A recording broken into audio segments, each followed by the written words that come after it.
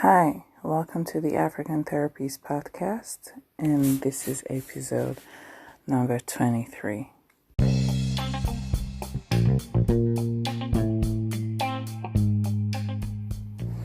Hello, my loves, and welcome to the African Therapies Podcast. My name is Clarisse.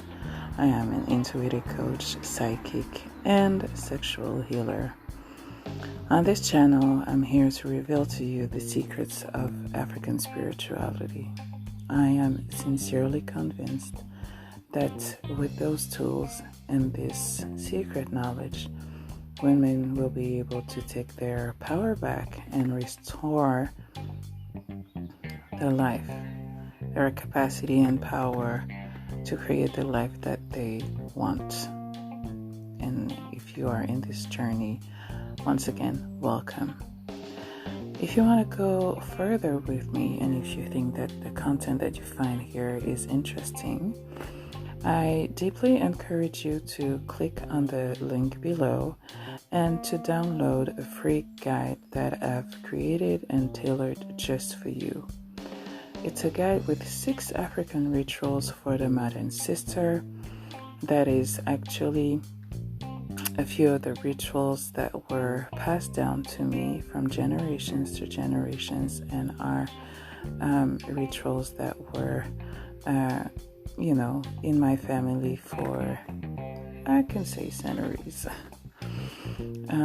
It is a guide where you will discover plants and wellness rituals that will help you navigate in this crazy, crazy, crazy world.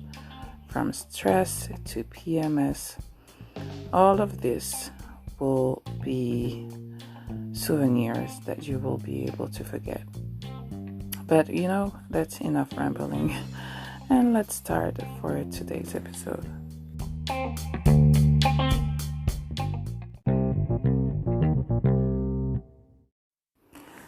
The pain of not being the chosen one. The pain of not being the chosen one.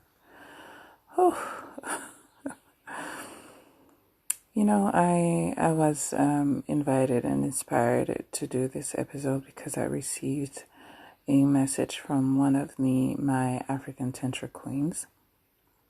So I have 3 major programs, as you certainly know. One is Woke, where I initiate you to African spirituality. The second one is Abundance Now, where we talk about money and unlock your money blockages. And the third one is African Tantra, where I teach women how to get more in tune with their sexual energy and sexual power. And so the last edition session of the program was in December and January of last year. And, I always stay in contact with my students and the people that I coach and heal. And, she sent me that message and tell me, I'm going through this heartbreak and I really don't know what to do and how to feel and how to pass that. And I thought that it would be interesting to give an answer for the collective. Because, of course, the pain of not being the chosen one is something that we, face from time to time. But we're kind of ashamed of, it's very tough to say, I was having those feelings for this man and I was envisioning a few things for us and, I thought that he was interested and he was into me and I don't understand what is going on. He's coming back and saying that he's going back with his ex, or he's coming back to me and telling me that I don't know, he's finally unavailable, that he's choosing his career, or that you met this girl in the street or in a cafe or I don't know where, and you decided to give this girl a chance, and all of a sudden you're out of the system, and you're out of the system. So there are a few things that I wanted to talk to you about. The first thing is that normalizing the emotions that you're going through and the pain you're going through. The second thing is how to, navigate in those emotions without beating yourself up, because this is something that we tend to do, and that is really not necessary. And that will lower your vibrations, lower your self-esteem, and I really don't want you to be in that place. The third topic that I want to cover is the worst case scenario. And the worst case scenario is actually when you thought, you felt that it was a match made in heaven, that this person was a soulmate, that you didn't meet him randomly, and that you were meant to be. And finally, we will close this episode with an intuitive reading. So I picked the Power of Surrender cards. That is an oracle deck that I really, really, really, really love, especially in these times of full moon, when we have to cleanse, and we have to decide what no longer serves us, and where we will put our energy and focus to manifest what we want out of our lives. So let's jump right into part number 1. So if you are going through this heartache, that specific heartache and pain of not being the chosen one, whether it's another woman, another man, if you're a man listening to me, or a job, or an ex, or a family, or maybe the man himself or the girl herself. When people tell you, I have to focus on myself and all of that, you're not the chosen one. The person has chosen to put his focus, time, and energy in something or someone else. And the first thing that I want to tell you is that the emotions that you're going through are perfectly normal. Perfectly normal. It's normal to feel pain. It's normal to feel betrayed. It's normal to be angry. It's normal to be sad. It's normal to sometimes feel, I would say, used. And the last thing that I want to tell you right now is to tell you that everything is fine, everything will be okay, and to jump you into that positive thinking mode, which to me is clearly spiritual bypassing, and prevents you from doing the actual healing work that goes with the grieving of everything that you've hoped, everything that you've expected, everything that you have envisioned for yourself, for this person, and for this relationship. So this is actually a grieving. It might not be the grieving of one of your parents, or the grieving of a loved one, but this is actually you're grieving of hope. You're grieving of things that you've desired. And it's a process. It's a process, and it's a process that takes time. And acknowledging that and giving yourself time and space to heal is actually what will make you move on as quickly as possible. And I understand why you need to, you wanna, it's not easy to sit with pain. It's not easy, we prefer to be here dancing, joyful, And,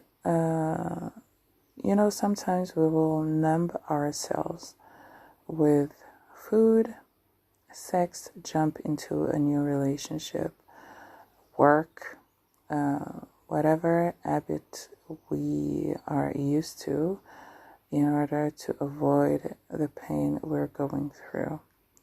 So the thing that I want to tell you right now is that your emotions are normal. It's part of the process. It's part of the grieving. And you will be stronger. You will be more conscious of yourself, more conscious of who you are, and more conscious of the things that have put you in this disposition. So, and this is the second topic that I want to cover today. The last thing that you want to do is beating yourself up, okay? And the best thing to stop beating yourself up is actually to remember that every relationship that is brought to you in this life is brought to you for you to learn something, and to learn something about yourself. We usually use relationships and people in relationships as a mirror to whether see something in ourselves that we haven't seen when it comes to our, I would say, light energy. So those positive aspects of ourselves and personality that we may have forgotten. Sometimes you have relationship will come to your life. People will come to your life and who are here to remember who the fuck you are. Sometimes you have relationships that come to you to show you shadow aspects, parts of you that you are not conscious of, parts of you that you may have, put aside, and that it's time for you to reactivate. So when you're not the chosen one, I'm really encouraging you to look at this relationship and the relationship dynamic, and to look at a few things. The first thing that I want you to look at and encourage you to look at is, are they patterns that you see repeating? That you see repeating in this relationship that have already occurred for you in your life? Do you have the feeling that in relationships with men, women, friends, family members, you are not the chosen one? You are not the chosen one. And, when I coach women who go through this particular heartbreak and pain, we go back to their previous relationships, and we also go back to their childhood relationships when they may have felt rejected, and not being, the hot girl, the girl that was chosen, that everybody wanted to be friends with, and they felt this wound of rejection. So maybe this relationship came to you in order for you to heal that and to heal this wound of rejection. The second thing that I encourage you to do in order to stop beating yourself up is if you realize that, it's actually a scenario that keeps repeating over and over and over again, that, the little girl inside of you wants you to be confident and to learn how to love yourself and to love the part of you that you certainly have rejected. Because when you're not the chosen one, the wound here is rejection, okay? And so as relationships are mirrors for ourselves, there are certainly part of you that you're rejecting.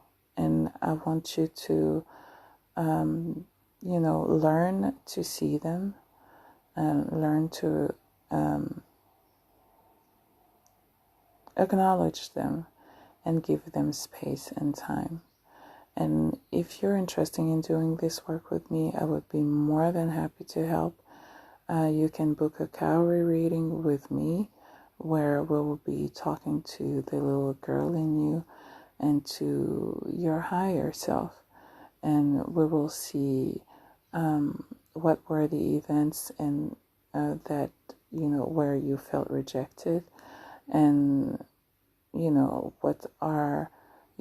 what is your soul asking you to do right now, and to integrate as part of yourself. The third thing that will help you to stop beating yourself up is that when you reconcile yourself with the little girl inside of you that felt rejected and you give her love, you realize that all the sentences that you say to yourself, that you tell to yourself right now, like, I've been so stupid, how did I not see it coming?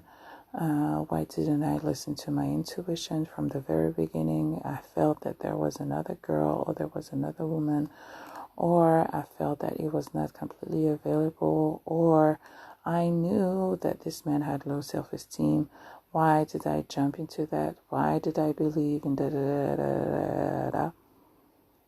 Here is a mantra that I usually tell myself when, I've allowed myself to love, I've allowed myself to feel, I've removed the barriers that were around my heart, and I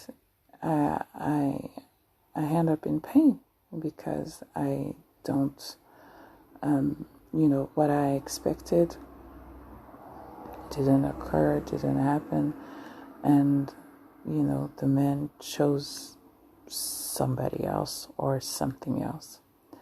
And here is the sentence that I say to myself when I go through heartache and pain. And don't get me wrong, it happened to me not to be the chosen one, and more than once. And each time I said to myself this, when I caught myself in that trap of beating myself up, I say to myself, there's nothing wrong with falling in love. There is nothing wrong with falling in love. And I think that this is something that we need to remind ourselves. When we let our guard down, and I think that maybe this is because I'm a Leo woman and we love to love. we love to love, and when you are in that limbo of never should have, never should have, and never should have, and never should have, just say to yourself, there's nothing wrong with falling in love. There's nothing wrong. You just follow your heart. You just follow your heart. And sometimes we try to make sense out of things with our brains, and our brain and our heart follow two completely different logics. And it can be tough to be fully aligned, mind, body, and spirit, when it comes to relationships. And this is even more so true when we are in this worst case scenario.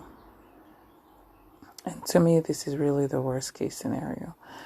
This is when you are an intuitive person, when you are an empath, and you have this feeling, core feeling, that this is a match that was made in heaven, that the connection that you two had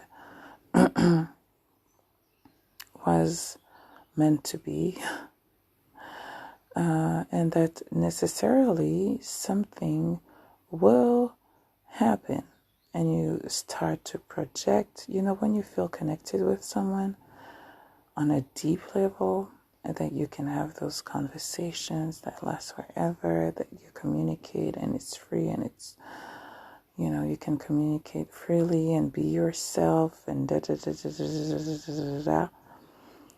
we necessarily think that those relationships are meant to be romantic ones, and that we are necessarily going to end up in a committed relationship with that person.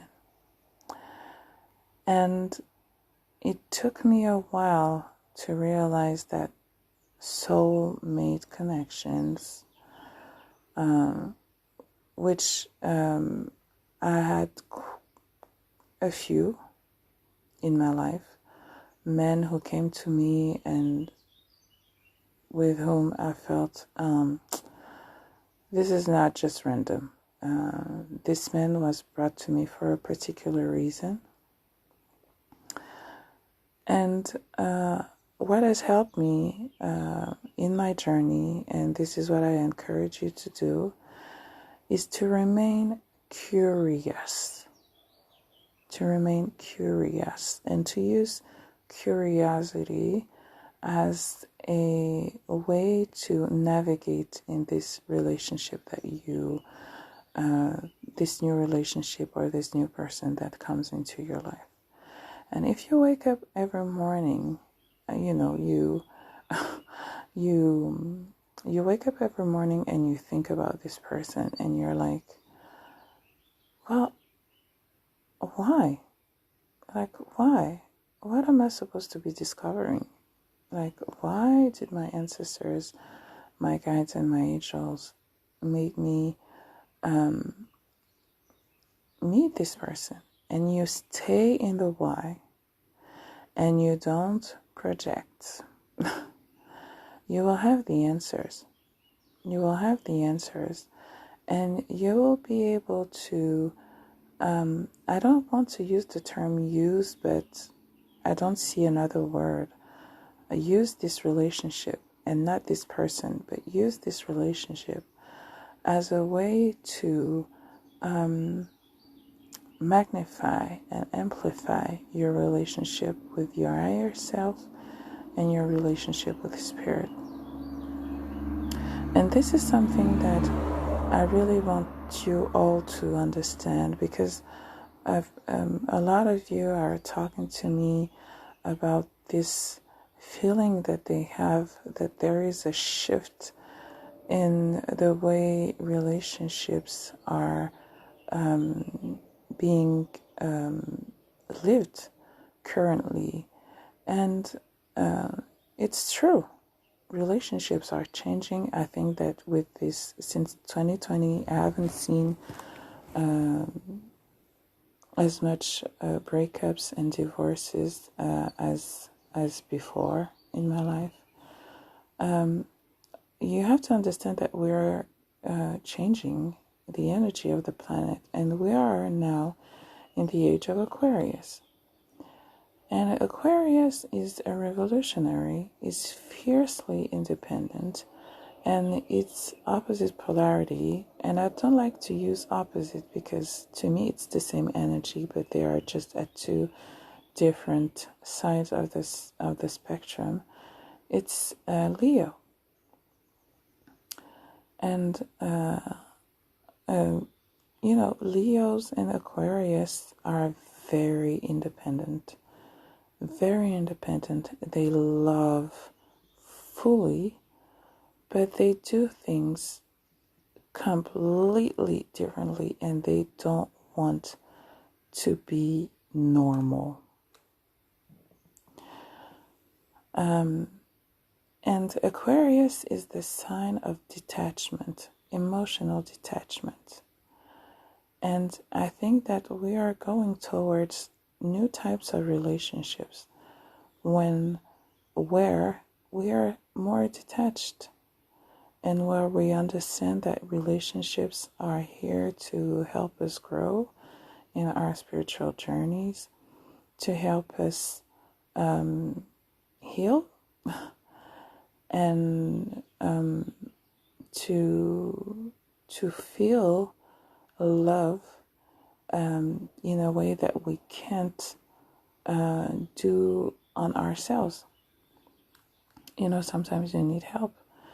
You need that exterior, that outside look on what you're doing, on your behavior, on who you are, on what you're feeling, on what you're thinking. And sometimes,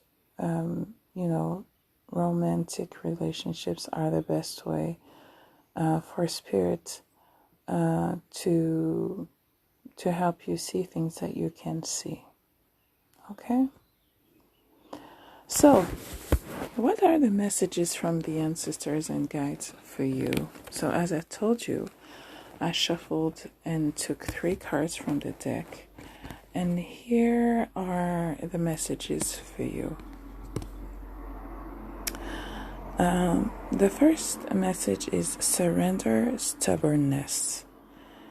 If you're tensing up or taking a rigid stance about something, gently observe yourself and become more yielding. This will help you communicate more lovingly with others and yourself. And this is, to me, really the expression of what I was telling you. Like, stop beating yourself up. Stop being so stubborn about how things must be, how you should behave, how you should feel, and just acknowledge what you're feeling. And don't be so stubborn, and stop beating yourself up, really. Second message is surrender your attachment to results.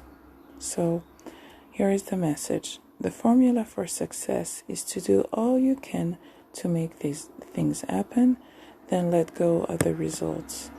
Holding on too tightly to a desired outcome can sabotage it. Yes, and the best way to do this is to stay in the why,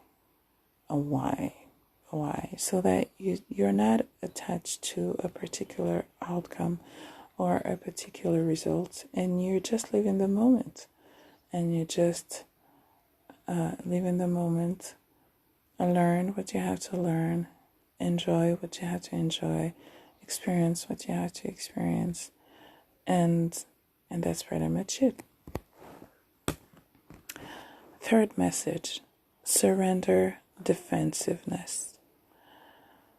And I'm seeing those fences, this line of defense that you may put yourself in and put around yourself after a heartbreak.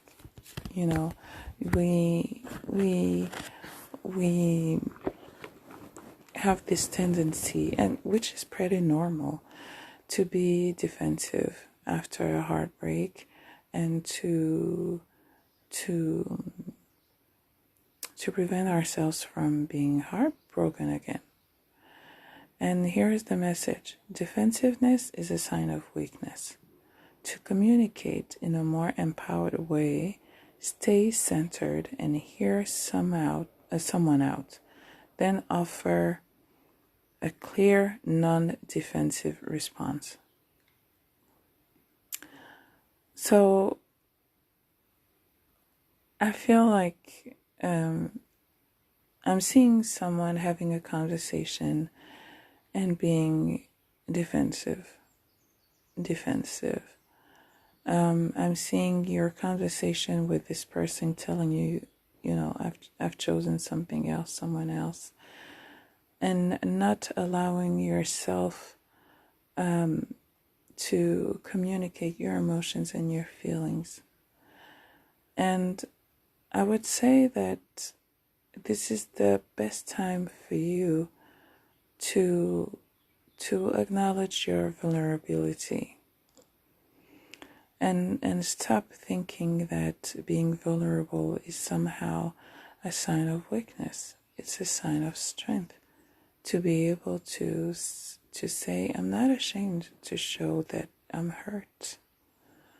I'm not ashamed and embarrassed to tell you that,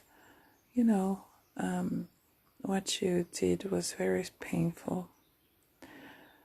Because, when you are in a relationship with someone like this and who decides to not to choose you, you're not fooled. You felt that this person was interested. That person sent you signals of interest. And, it's okay to say, well, you know what, I understand, but I also need to let you know that you're causing me a lot of pain here. And you're causing me a lot of pain because in no way did I see or did you let me clearly understand that I was in competition with someone else. I really thought that you were interested into me through your messages, through the time that we spent, through the things that you were saying to me. And so, I'm going to heal that. But I really do want you to see the pain that you're causing, and I hope that you will understand that what you did was not okay for me. And sometimes we don't want to acknowledge that, and we don't want to say that because we have our pride, and we are in this defensive mode. But surrendering to vulnerability is the best way to heal yourself, but also to make the best thing possible out of this relationship. Okay, my loves. So I hope that this was helpful. Let me know in the comments. Have you already experienced the pain of not being the chosen one? And if it is the case, how did you go through it? What were the lessons that you learned and that you maybe want to share with this community, with this circle. I'm really, really, really eager to read your comments and to talk to you very soon. Have a beautiful day, my loves. Bye-bye.